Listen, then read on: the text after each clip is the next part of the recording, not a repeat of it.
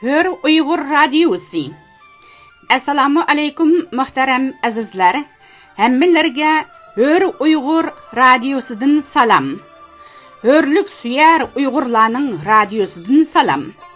Hör Uyghur Radiyosi 2004-yili marhum kompozitor o'g'li Kurash Kusan apandimning bevosita yetaklashida Shvetsiyaning Eskilstuna shahridan Uyg'urcha anglatish boshlab, toki marhum apandimning tuyuqsiz vafotiga qadar nurg'un nadir asarlarni elga sungan edi. Biz marhumning izini besib, bugun 2022-yili 1-yanvardan boshlab Hör Uyghur Radiyosidan har kuni 10 minutlik Uyg'urcha programmani ishlab elga sunmoqchi. Yeni yıl quyoshi hammalarga hörlük quyoshi bo'lg'usi. Har bir kun, har bir aylanga xayrlik, omadlik bo'lg'usi. İnşallah bu yeni yıl dillarga rahatlik, aziz tillarga salomatlik bo'lg'usi. Har biringlarning oilasi, atrofi hörlük nuri va barakatlarga to'lg'usi. Yeni yıl, yeni bahordan derak bergusi. Inoqlik, ömlik, mehribonlik, g'alaba her bir qərindişimizga yor bo'lg'usi. Biz hammamiz hörlikka tashna.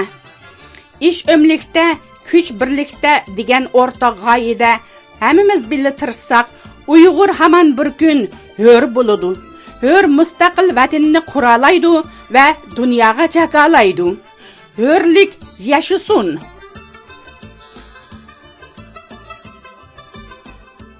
To'qimga urilayotgan to'qmaqlar. Abduvali Ayub. Uyg'ur tilida eshakka kuching yetmasa ur to'qimiga deydigan bir tamsil bor. Bu tamsilning xulos qilg'ini bir psixologiyalik hodisa. Bu qanday hodisa deganda inson umidsizlikka, g'azabga, nohaqchilikka, uvalchilikka uchirganda dardini sababkordan ololmay qolsa, yoki ishqa qurbi yetmay qolsa va yoki elishdan qo'rqsa, boshqa bir shaklda da'dan chiqaradi. Masalan, xotinlar urushganda erlar ochiqini chiqarish uchun ayoli a'tivalik biladigan chiniqachilarni chaqadi.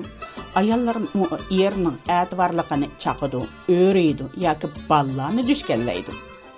Muhojiratda yashayotgan Uyg'urlarning ochiqlangan yetarlik dardi bor. Vatandagilar boshdan kechirayotgan qirg'inchilik bor.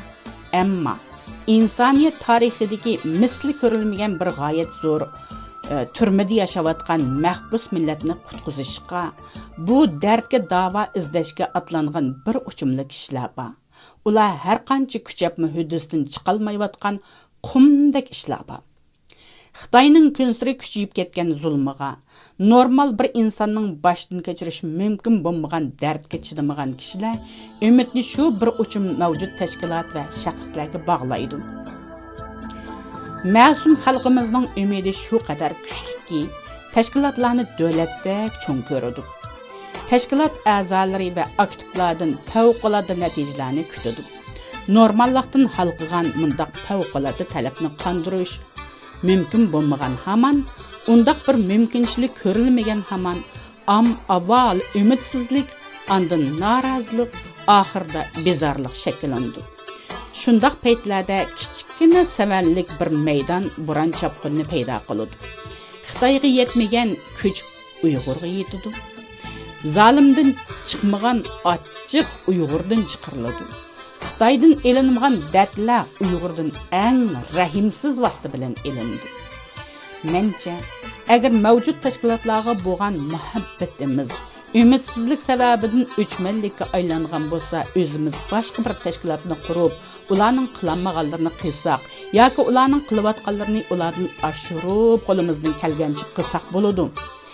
Ammo o'zimizni xuddi davlat qurilib bo'lgan millatdek o'ylab, mavjud tashkilotlarni hokimiyat beshidagi partiya, o'zimizning tashkilotini o'qitish partiyadek ko'rib, kechkichi tanbih, tuhmat va ko'zbo'yamchilik qilsak, avomni da'voning, hurlikning, vatanning kelgusidan umidsizlantirib, kurashdan bezdirib qo'yamiz. G'arbdagi mavjud tashkilotlar bir ommaviy tashkilot. Ularning qo'lidan keldig'ini shu doklad yozish, namoyish tashkillash va yig'in etish. Bu jarayonda ko'rilgan qildi kamchilikni pildek xoinlik deyishga tashna bo'lsaqmi, bo'libmi dunyo Uyg'ur qurultayidek bir tashkilotning atrofiga yig'ilgan shaxs va organlarga nafratlansakmi, ilmiy, rostchil va astoydil bo'lsaq bo'ladi. Uyg'urni Xitoyga yetmagan kuchni bir-biriga ishlatishga, Xitoyga tiqalmagan nashtarni da'vo sifatidagi sanjishga qudratmagan bo'lsak, xubsanlik qilmagan, Uyg'urning yig'iriga tuz chachmagan, hissiyotini kuchkirtmagan, azobliq Uyg'urlarni aldamagan bo'lsak yaxshi bo'ladi. Mas'alamizning hal bo'lmoqda yo'q, qirg'inchilikqa duch kelganimiz tashkilotlarning savalliga emas, muhojiratda tashkilotlari kuchli bo'lgan Tibetmi, Hong Kongmi o'xshash ig'ir kunda.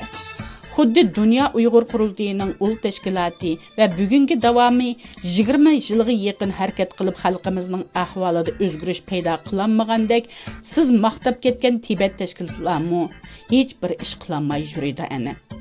Hatta bir obdan erkinlikning payzini surayotgan Hong Kongmi bizdek mahrumlarning safiga qo'shildi. Tayvanmi mushu kungacha mustaqillik e'lon qilinmadi. Bu qatimqi yerli xalq masalasi bahona qilingan datalashning mohiyati masalani hal qilish emas. Agar maqsad masala hal qilish bo'lsa, Uyg'ur kishilik huquq qurilishi yozgan dokladda deyilgan faktlarni inkor qilib dokladdan birini yozsa, Uyg'urni yerli xalqlar tizimligidan chiqarishni iltimos qilsa yetarli. Uyg'ur kishilik huquq qurilishiga berilgan mablag' Uyg'urni indigenous xalqlar qatoriga kirgizish uchun berilgan emas. Dunyodagi hamma tashkilotga ochiq pul u. U mablag'ni iltimos qilish shartlari ichida Uyg'urlarning siyosiy taqdiriga munosabatli hech bir shart yo'q. O'tgan yili undaq pulni Yaponiya Uyg'ur jamiyati oldi. Uning oldingi yili Norvegiyadagi adliya arxivi olgan. Uyg'ur Yar Fondimi Xalqaro kishilik huquq fondining tadqiqot fondiga erishgan, ammo hech bir mablag'ga erishgan tashkilotdan mustaqillik, avtonomiya va boshqa har qanday bir siyosiy tashabbusga ergishish talab qilinmagan. Undaq mablag'ning turi ko'p, talablari to'g'ri oshkora. Xohlagan Uyg'ur tashkiloti iltimos qilsa bo'ladi, ammo olalaydigan plan, xodim va xizmat iqtidori bo'lishi kerak. Yerlik xalq bo'lsak, kiyimsiz yalang'och deganlik bo'limiz deyilgan bu tashviqot urushida xalqimiz maddalikning mabdunkori bo'ldi. Millat Xitoylarning yavoylar, qaloqlar, madaniyatsizlar deb kamsizlik uzoq uchrab ketgachga, bu qitim kiyimsiz kishilarning rasmini ko'rsatib ostiga indigenous degan mushundoq deb yozib qo'ysa, intayin g'azablanib, bizga mu ashundaq madaniyati yo'q deb qizil tamga urilgan o'xshaydi deb olinib qoldi. Uning ustiga mavzuga mustaqilligimiz yetib etildimi deb nayronvozlik qiling'achqa, DOQ sabablik mustaqil bo'lolmaydi ekanmiz degan ochiq kishilarni aqlidan ayirdi. Hammaylanga eg'ir keldi. Mencha xubsanlik qilinmagan yaxshi. Til o'rganish, kitob o'qish, xalqaro ahdnomlarni tushunish fursatiga erishalmagan avomni qaymoqtirmanglar. Uyg'urlarni gap o'ynatib aldamanglar. Unda xalqaro ahdnomlarni beshidan digan izohlaydigan odam sizlar yoki bizlar emas. Xalqaro qonunlarni chiqargan organ va shu ahdnomlarni tuzishgan mutaxassislar. Tanqid qilinayotgan tarafmi murassasiz samimiy bo'lish kerak. Biz millat ustida va mustaqillikning bo'sug'isiga yamashquchi emas, suhbat ustida taqdirimizni tanlag'uchi emas. Biz faqat yo'qolishning girdobida tarkash kuchi. Biz da'vogar sifatida qirg'inchilikqa uchrayotgan, lekin ovozini chiqarishga imkonsiz xalqimizning ovozi. Ularning kelgusiga, taqdiriga hukm qilg'uchi emas. Biz mushundaq rostchil bo'lmasak, kutilgan mustaqillik arzusini qandirish uchun yolg'on so'zlashga majbur bo'lamizda g'azabga duch kelamiz. Biz sap Uyg'urcha falsafa bo'yicha birni bir deylik.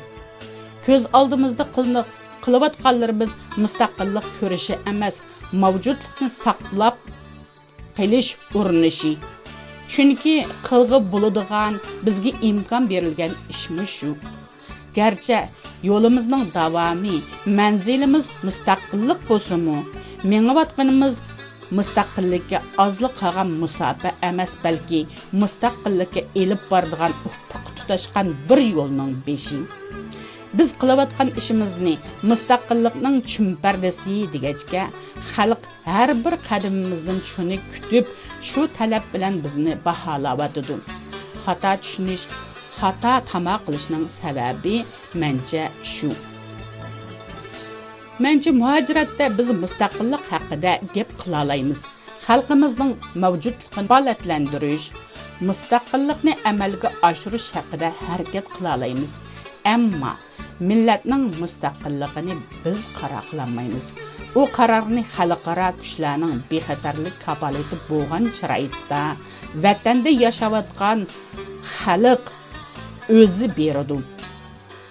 Ya'ni Uyg'urlarni asos qilgan xalq o'zi beradi. Biz faqat muhojiratda vatanda yashayotgan Uyg'urlarning o'zining taqdiri haqidagi qarorini hur iroda bo'yicha berishi uchun harakat qilg'uchi, qandaqdir prezident bo'lg'uchi, parlament qurg'uchi va boshqa naflik tamolarni qilg'uchi emas. To'qimni to'qmoqlab o'ynayotganlarga quyruq tutqizmaslik uchun amaliy maydonda turli faoliyatlarni qilayotganlar, qilmayotgan va qilayotganlarimizni samimiylik bilan yetkazishga tirishaylik. Masalan, Uyg'urcha bayonot bilan boshqa tildagi bayonotlar o'xshash bo'lsin. Yana misolga olsak, munosabatli xalqaro yig'inlardan keyin avomga Uyg'urcha yetkazgan so'zimiz yig'inda inglizcha qilgan so'zimizning, qilgan ishimizning aynan yakuni bo'lsa muvofiq. Unda qilmay xalqqa yoqadigan xiyollarni, bizni eshik oldidagi maydonda namoyish qilib saqlab turgan avomning orzusini yakunga qo'shib qo'ysak, buguni chanmasa ats chanadi. Oqibatda Xitoydan elinmay yig'ilib qolgan dardlar bizdan elindi. Hammamiz tushunayli, yordam berayli, o'mlashayli. Bugungi programmamiz mush yerda oxirlashdi. Diqqat berganinglarga rahmat. Ko'rishguncha omon bo'linglar, aziz qerindoshlarim.